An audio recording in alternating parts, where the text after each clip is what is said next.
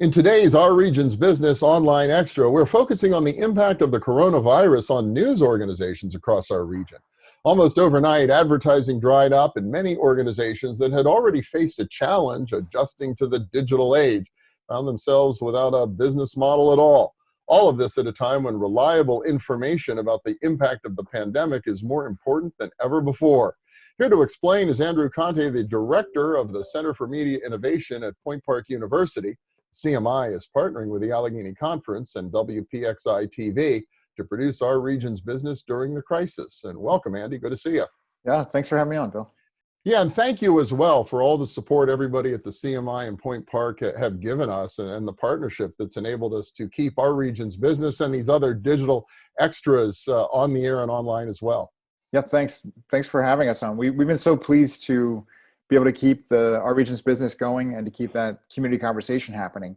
There have been so many things that we have talked about, innovations we've communicated in the past about, we should try this or we should do that, but we just haven't had the bandwidth to do it. And so the crisis has really forced us to innovate in ways that, we would have only talked about previously. Well, it's a great illustration to what technology can make possible. I mean, the partnership between WPXI, the university, and the Allegheny Conference is really remarkable, and it's enabled us to stay on the air. But the crisis has affected other media organizations much differently.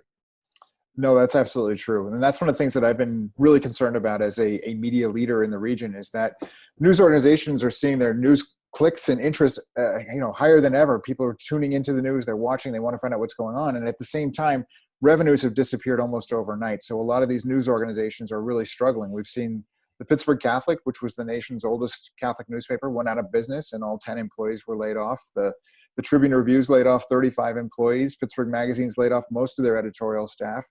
And other organizations are simply asking the public for support. City Paper and The Incline and the Jewish Chronicle, they've gone out and just said, please send us money. If you value what we're doing, please send us a check so we can keep going. Yeah, City Paper is a great example. That's been a free publication throughout its history, and now essentially they're trying a subscription model.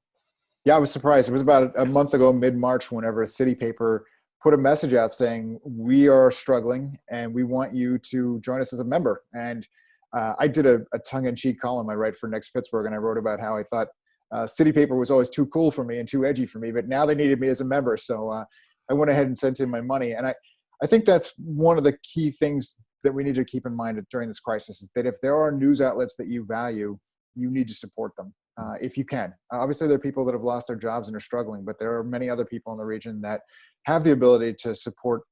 We've done it with restaurants, right? Where people are taking takeout and doing the things they can to support the restaurants they like. If there are news organizations that you value, now is the time to support them, because if you don't, there's a good chance they won't be there when you need them the next time around. Yeah, and I think this idea of donation certainly is unusual for-profit news organizations, but subscription has been part of the business model for the media, especially the print media, forever. But I guess at the end of the day, it's always been more about advertising than it has been that subscription price you pay to have the paper or the magazine delivered. Well, that's the thing. Everyone thinks that when they buy a subscription that pays for the newspaper, and really that just pays for the printing and delivery to your house.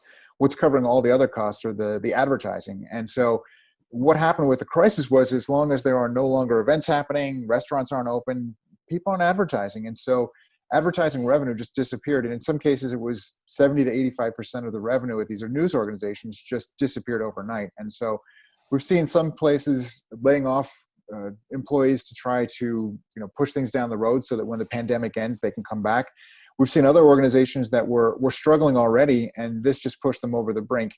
And then, like I said, the others that are hanging on. And I think that's one of the challenges with this is that most of these news organizations never really recovered from the Great Recession, more than 10 years ago, and where the economy came roaring back, but news organizations continued to struggle and continued to lay off employees and offer buyouts and other things where they were downsizing. And what we saw happen here in the region is that a lot of news organizations started up.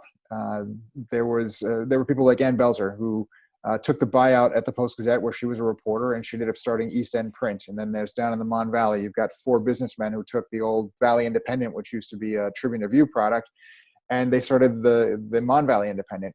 And yet these news organizations were really fragile. And so they were struggling beforehand, or they were just making payroll beforehand. And now with the crisis, they're really struggling.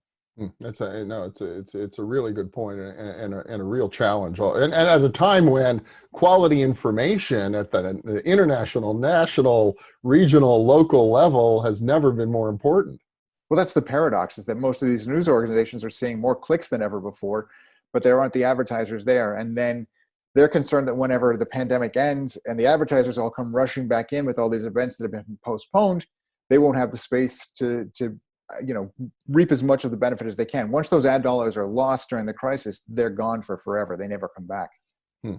So if people want to help, it really is stepping up and supporting that local publication in whatever form you can, right? Well, that's the key. I think if there is a news organization that you value, somewhere that you turn to on a regular basis for information, and I really believe that everyone should be thinking about where they get their news. There should be at least 2 or 3, 4 sources of information in your life that you turn to on a regular basis and that you can count on, because there's so much false information out there and fake news that gets passed around on the internet. And so you need some sources that you can turn to. It's always important, but during this time when life and death hangs in the balance, it's really critical that people have news sources they can rely on. And if you do, now is the time to buy a subscription, make a donation, or just click and spread the word. It doesn't cost you anything to take a story that you like and share it on social media so that the news organization gets more clicks and more attention for it. All right, we all need to do what we can in this area, as in so many others. Andrew Conte from the Center for Media Innovation at Point Park, thanks so much. Yeah, thanks for having me on, Bill. For the Allegheny Conference and WPXI TV, I'm Bill Flanagan, and that's today's Online Extra.